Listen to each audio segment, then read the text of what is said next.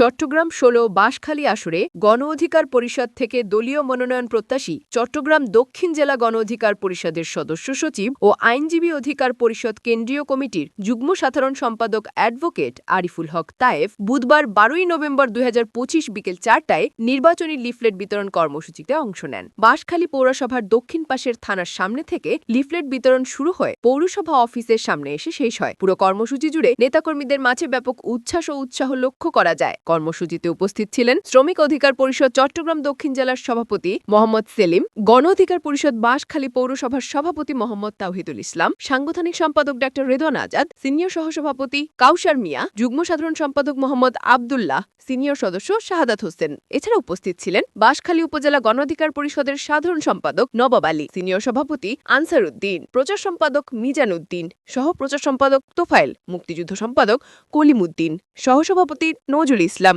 কার্যকরী সদস্য নুরুল কাদের। এই কর্মসূচিতে আরও যোগ দেন কর্ণফুলী উপজেলা যুব অধিকার পরিষদের সাধারণ সম্পাদক আনসার উদ্দিন শাকিল সহ প্রায় ৬০-৭০ জন দলীয় নেতাকর্মী।